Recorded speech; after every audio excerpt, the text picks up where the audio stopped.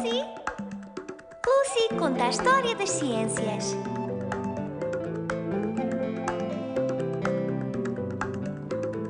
Diz-me, Lucy, o que são os fósseis, como sobem as marés e de onde o vento vem? Porque é que há fogo dentro dos vulcões? Porque é que há neve e também o mau tempo? Diz-me, Lucy, como é que os bebés nascem? Porque é que a andorinha anuncia a primavera? Porque é que há lua à noite e de dia o sol? De onde vêm os rios e a água que bebemos? Porque é que os nossos olhos têm cores diferentes? Diz-me, Lucy, que ainda não sabemos como é que os pirilampos conseguem iluminar e o peixe voador consegue voar. Vem ver a Lucy, está sempre ao teu lado para ensinar. Aprender com a Lucy é sempre divertido. Deslocar-se.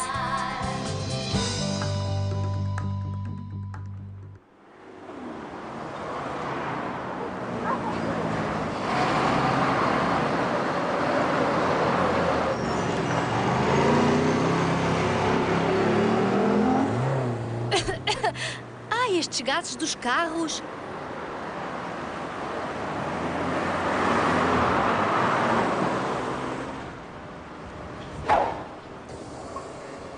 Era menos uma.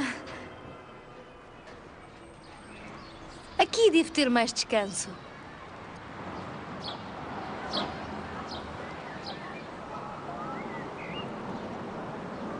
Ai, estou melhor aqui do que no meio do trânsito. Mas como é que chegámos a isto? Estes carros todos, como eram imaginados no início do século XIX?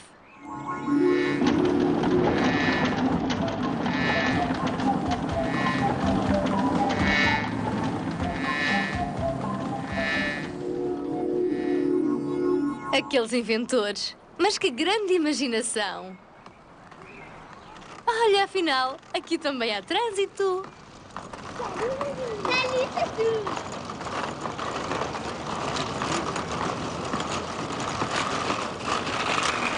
Bem, é graças à roda que todos os meios de transporte existem. E esta invenção tão importante foi feita na Antiguidade. Vamos ao Museu Galo-Romano para saber mais.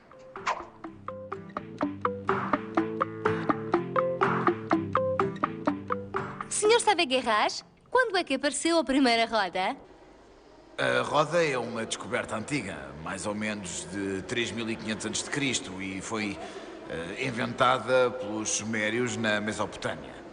A Mesopotâmia era uma região da Ásia situada entre dois rios, o Tigre e o Eufrates. É lá que encontramos uma das civilizações mais antigas da Antiguidade, a civilização suméria.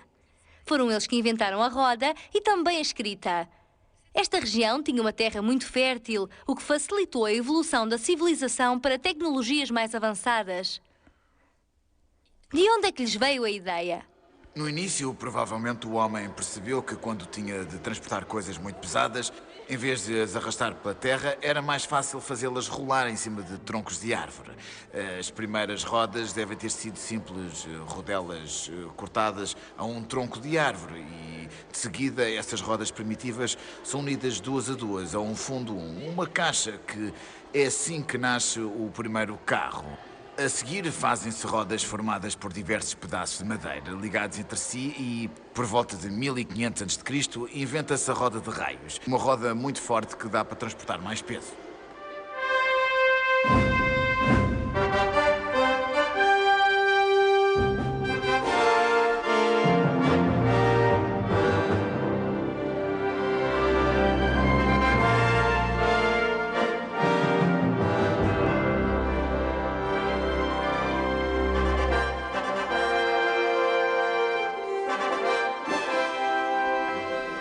Este carro tão engraçado é de que época?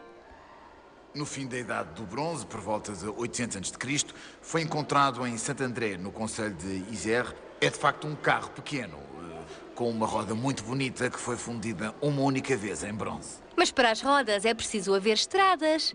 Sigam-me, eu vou mostrar-vos uma via romana.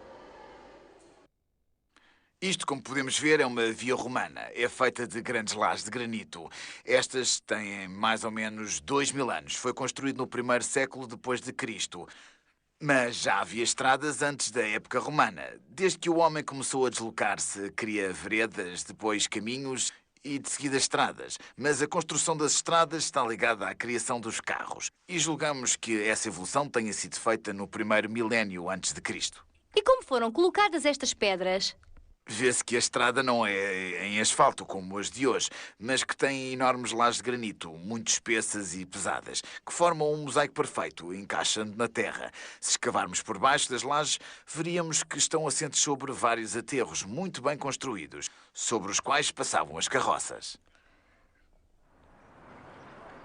Vou mostrar-vos a evolução dos veículos com rodas.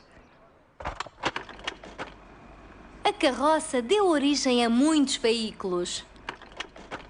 No Renascimento surgem as primeiras carruagens, muitas vezes muito bem esculpidas e decoradas. Depois, as carruagens transformam-se em diligências. Algumas dessas diligências têm 3 compartimentos e conseguem fazer em média 10 km por hora. A tipóia é alugada à viagem. Podia transportar 4 pessoas. Era o táxi da época. A berlinda é também um carro de 4 lugares. É o meio de transporte mais usado no século XVIII. Mas vamos voltar ao fim do século XVII. A máquina a vapor é inventada e substitui o cavalo. Vamos para o Museu das Artes e Ofícios. Proibidas entradas a cães. Ai, que alívio! Posso entrar?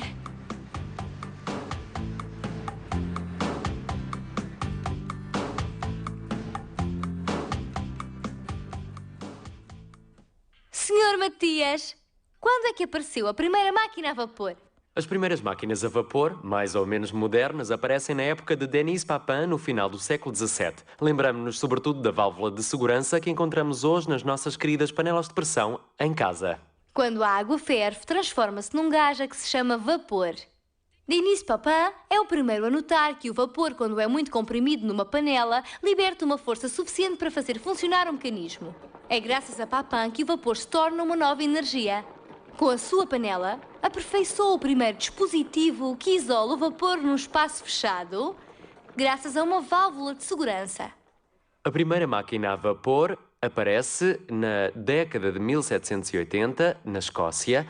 James Watt vai imaginar, ao consertar uma máquina da época, outra máquina muito mais moderna, muito mais eficiente. Essa máquina conseguirá utilizar toda a força do vapor. Uma coisa que ainda não se fazia na época. Tenho um modelo dessa máquina atrás de mim. Mas James Watt nunca imaginou que se pudesse usar a máquina a vapor nos transportes. E é em França, mais ou menos nessa época, que aparece essa ideia. E, aliás, calha bem, pois temos essa máquina no museu. Venha comigo vê-la.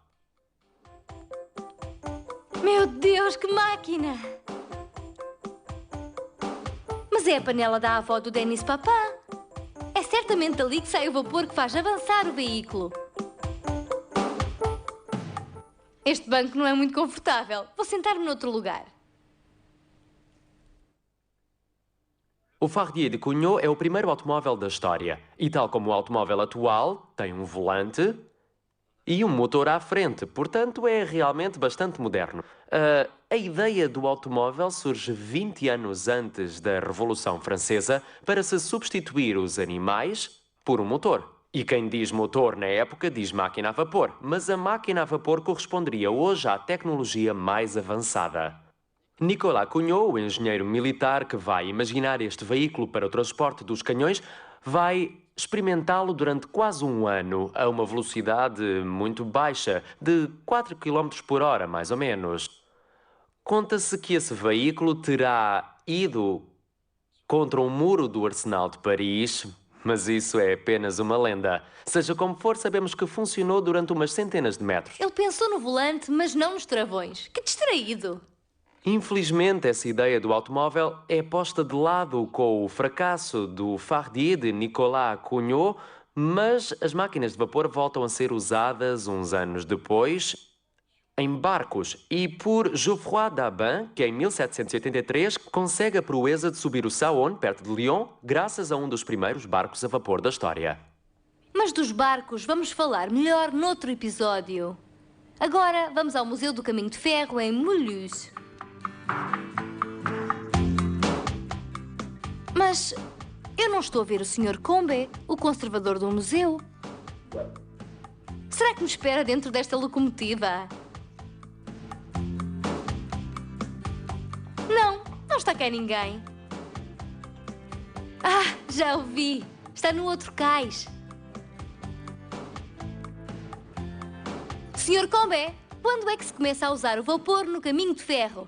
Acontece em 1804, que foi quando um homem genial chamado Richard Trevithick desenvolve a primeira locomotiva a vapor. Trata-se de um mecanismo ainda muito imperfeito e será preciso esperar na Grã-Bretanha por George Stephenson e pela sua Rocket, em 1829, para ver chegar à luz do dia a locomotiva a vapor moderna, tal como ficará conhecida ao longo da história. Rocket! Com um nome assim devia rolar a grande velocidade. Essa locomotiva foi verdadeiramente espantosa porque, circulando sozinha, ela podia atingir os 50 km por hora. 50 km por hora? Ah, tem uma locomotiva fantástica atrás de si. Esta locomotiva chama-se Eagle. E pensar que era a força do vapor que fazia mover uma máquina tão pesada. Ali é a fornalha, onde se deita o carvão para aquecer a água que se transforma em vapor. Esse vapor vai fazer funcionar pistões que, ligados a uma barra metálica chamada biela, vão fazer girar as rodas. E por fim o vapor sai por esta chaminé. Portanto, se compreendi bem, o caminho de ferro nasceu em Inglaterra. Mas vamos ter com o Sr. Combe para ver um comboio que circulava em França.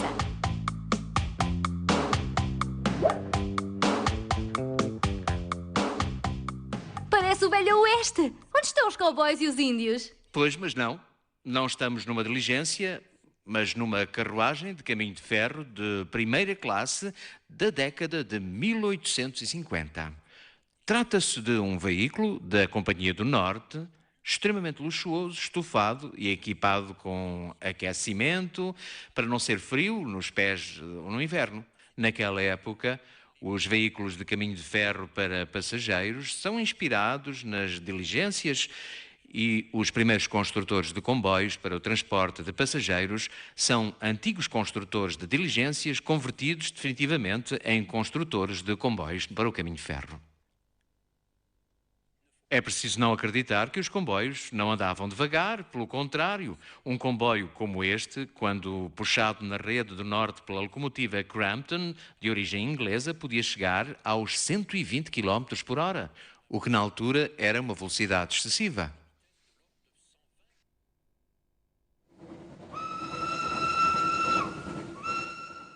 O argumento decisivo que fez com que o caminho de ferro se instalasse definitivamente no coração das pessoas é, simultaneamente, aquele que permite realizar, a título de exemplo, uma viagem de Paris à cidade de Bordeaux em cerca de 5 dias, o que, depois da construção do caminho de ferro, transformou-se esses 5 dias em 18 horas, o que era espetacular.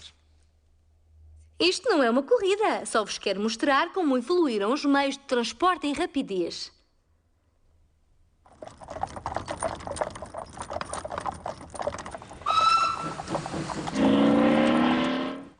Então, e os carros no meio disto tudo?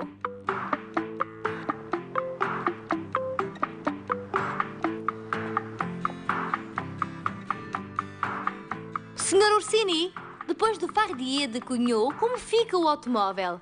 O automóvel continua o seu caminho sem pressa. Há sempre tentativas de pôr a circular veículos fora dos carris. Ora bem, naquela época só circulavam veículos a vapor. Este é o Secretin, é o herdeiro do Fardier de Cugnot. Trabalha da mesma forma, com carvão que se põe na tina lá atrás. É também um veículo industrial. Serve para transportar grandes cargas. O vapor continuará a ser usado durante muito tempo. Nos anos 20, havia viaturas particulares a vapor na estrada. Mas a gasolina já tinha mais importância para os carros particulares.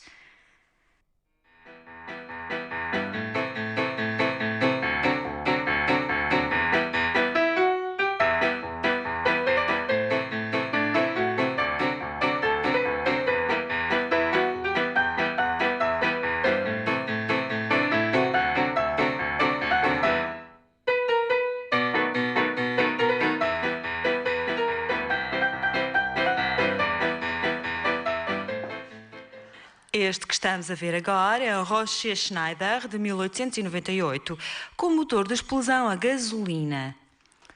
O motor de explosão foi inventado por duas pessoas diferentes. Primeiro por Etienne Lenoir em 1859, que inventa um motor a gás, mas que funcionava muito mal e rapidamente foi abandonado. Em 1880, Gottlieb Daimler tem a ideia de usar gasolina. O motor de explosão a gasolina. Vou explicar-vos como funciona. O que se passa no motor de uma viatura? A gasolina é misturada com o ar e inflamada por uma faísca elétrica causada por uma vela. A corrente produz uma faísca que inflama o combustível. Provoca-se assim a explosão. Movido por essa explosão, o pistão desce e faz girar a cambota. Ao girar, a cambota faz mover as rodas. Este Rocher Schneider andava a 35 km por hora, era a velocidade média. Durante bastante tempo, os carros particulares eram muito lentos. Antes de 1900, em geral, os carros não tinham pneus. Este Rocher Schneider tem bandas de borracha. O pneu já existia, mas era usado só em bicicletas e não se podia pôr nos carros, pois rebentava com o peso deles. A bicicleta? Pois é. Quando foi ela inventada? A Dresienne é considerada a avó da bicicleta. Foi inventada em 1817 pelo barão alemão Karl von Drais. Não tinha pedal nem travões, portanto era preciso empurrá-la para avançar. Genial, mas cansativo. Em 1861, em França, Ernest e Pierre Michaud têm a ideia de pôr dois pedais sobre a roda dianteira de uma Dresienne. E assim nasce o velocípede. Em 1870 é inventada a Grande Bi. Para andar mais depressa, a roda da frente é 3 vezes maior do que a roda de trás. Infelizmente, como o selim ficava muito alto, subir e descer desta engenhoca tão engraçada era difícil e... cuidado com as quedas! Um pouco mais tarde, a bicicleta é equipada com uma corrente ligada à roda de trás que transmite o movimento. Nasce assim a bicicleta moderna. Vamos então ter com a Sra. Orsini ao Museu do Automóvel. Com este de Dion de 1902, a que se chama popular, entramos numa outra categoria de carros. São carros menos caros. São construídos em pequena série. Não tem nada a ver com o que se faz hoje. Estes carros são os antepassados dos carros modernos. Mesmo que eles não sejam muito parecidos, são os avós dos nossos carros. Quase tudo o que há de essencial nos carros hoje em dia está aqui. Obrigada, Sra. Orsini. Tenho um carro à espera para voltar ao Museu das Artes e Ofícios, onde vamos espreitar o primeiro avião do mundo. Está mesmo quase a partir.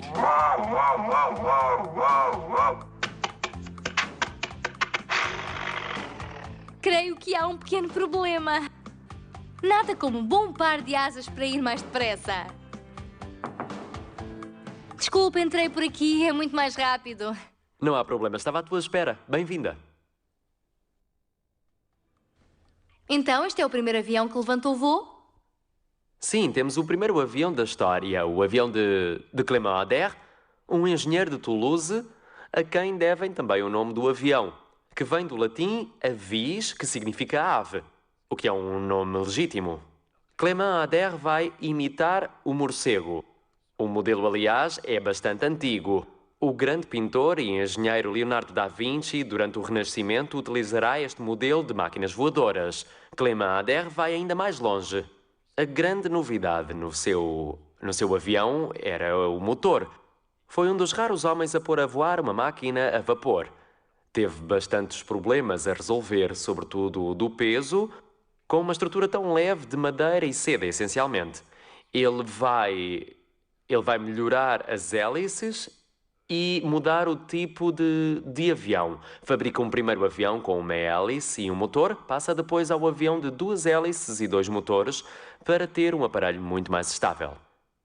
Mas, infelizmente, apesar de tanto trabalho, a Adair não conseguirá subir muito alto. Sabe-se que levantou 1 ou 2 metros. O homem vai ter de disparar mesmo pelo motor de explosão para que a aeronáutica possa mesmo descolar. Tenho a certeza de que se Clemente Adair se tivesse inspirado num pirilampo, teria voado muito mais tempo. Mas vamos ter com o Sr. Matias. Vai falar-nos de um inventor que marcou a história da aviação. Louis Blériot. É muito famoso. Nasceu a 1 de julho de 1872 em Cambrai, no norte de França, e foi o primeiro homem do mundo a atravessar o Canal da Mancha de avião. Uma proeza incrível naquela época. Com 23 anos, funda uma sociedade de fabrico de faróis automóveis, desenhados por ele. Depois junta-se aos irmãos Voisin, que são também grandes pioneiros da aeronáutica. Mas seguem caminhos diferentes. Ele interessa-se pelos monoplanos, que são aparelhos com uma asa principal. Os irmãos Voisin acreditam no futuro do biplano, com 2 asas paralelas. E ele provará ter razão com o seu feito, pois em 1909 respondeu a um concurso lançado pelo jornal inglês, o Daily Mail, que oferece muito dinheiro na época ao primeiro aviador que conseguir atravessar o Canal da Mancha. Um desafio inimaginável na época.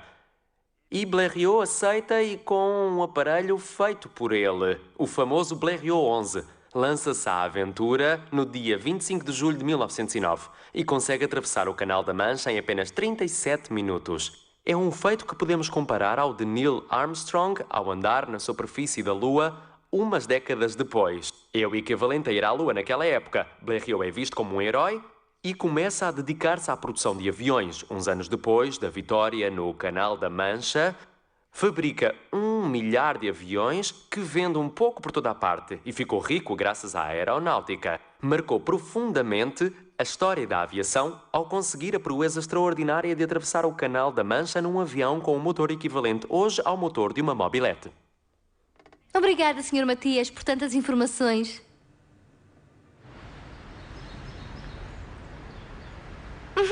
O homem teve de percorrer um longo caminho para se deslocar. Olha, até a Lua é redonda como uma roda.